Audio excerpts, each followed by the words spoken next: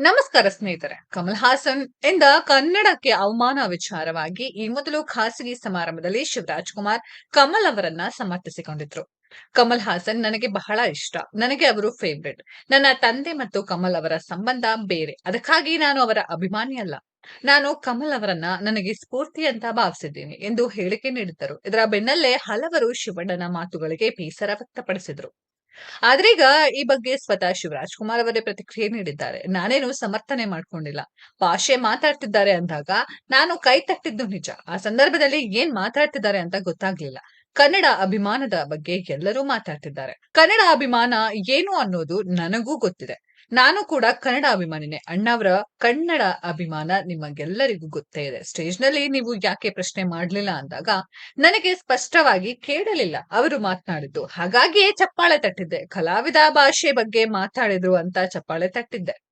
ಸ್ಪಷ್ಟನೆಯನ್ನ ನೀವು ಆ ಬಗ್ಗೆ ಅವರನ್ನೇ ಪ್ರಶ್ನೆ ಮಾಡಬೇಕು ಎಂದರು. ಅರಮನೆ ಮೈದಾನದ ಖಾಸಗಿ ಕಾರ್ಯಕ್ರಮದಲ್ಲಿ ಶಿವರಾಜ್ ಕುಮಾರ್ ಹೇಳಿಕೆ ನೀಡಿದ್ದಾರೆ. ಕನ್ನಡದ ಬಗ್ಗೆ ಕಮಲ್ ಹಾಸನ್ ಅವರಿಗೂ ಪ್ರೀತಿ ಇದೆ. ಕಮಲ್ ಅವರು ಬೆಂಗಳೂರಿಗೆ ಬಂದಾಗ ಕೇಳಬಹುದಿತ್ತು. ಈಗ ಯಾಕೆ ಅದನ್ನ ದೊಡ್ಡ ವಿಚಾರ ಮಾಡ್ತೀರಾ? ಬರೀ ಬಾಯಿಯಲ್ಲಿ ಮಾತ್ರ ಕನ್ನಡ ಕನ್ನಡ ಅನ್ಬಾರ್ದು. ಕನ್ನಡಕ್ಕಾಗಿ ನಾನು ಹೋರಾಟ ಮಾಡ್ತೀನಿ, ಕನ್ನಡಕ್ಕಾಗಿ ನಾನು ಸಾಯ್ತೀನಿ. ಕನ್ನಡ ಅಂತೀರಾ ಸ್ಟಾರ್ ನಟರಿಗೆ ಮಾತ್ರ ಬೆಂಬಲಿಸೋದು. ಹೊಸಬ್ರನ್ನ ಕೂಡ ಬೆಳೆಸಬೇಕು. ಕಮಲ್ ಹಾಸನ್ ಅವರಿಗೆ ಇದೆಲ್ಲ ಗೊತ್ತಾಗುತ್ತೆ. ಅವರೇ ಅದನ್ನ ಸರಿ ಮಾಡ್ಕೊಳ್ತಾರೆ ಎಂದು ಮಾತನಾಡಿದ್ದರು. ಕನ್ನಡ ಸ್ಟಾರ್ ನಟ ಹ್ಯಾಟ್ರಿಕ್ ಹೀರೋ ಶಿವರಾಜ್ ಕುಮಾರ್ ಅವರ ಎದುರೇ ನಿಮ್ಮ ಕನ್ನಡ ಹುಟ್ಟಿದ್ದು ತಮಿಳಿನಿಂದ ಎಂದು ಕಮಲ್ ಹಾಸನ್ ವಿವಾದಾತ್ಮಕ ಹೇಳಿಕೆ ನೀಡಿದ್ದರು. ಇದಾದ ಬಳಿಕ ರಾಜ್ಯಾದ್ಯಂತ ವ್ಯಾಪಕ ಆಕ್ರೋಶ ವ್ಯಕ್ತವಾಗಿತ್ತು. ಮಾತ್ರವಲ್ಲ, ಅವರು ಟಗ್ ಆಫ್ ಸಿನಿಮಾವನ್ನ ಕರ್ನಾಟಕದಿಂದ ಬ್ಯಾನ್ ಮಾಡುವಂತೆಯೂ ಒತ್ತಾಯಿಸಲಾಗಿತ್ತು. ಸ್ನೇಹಿತರೆ, ಇದರ ಬಗ್ಗೆ ನಿಮ್ಮ ಅನಿಸಿಕೆಯನ್ನ ಕಮೆಂಟ್ ಬಾಕ್ಸ್ ಅಲ್ಲಿ ಕಮೆಂಟ್ ಮಾಡಿ.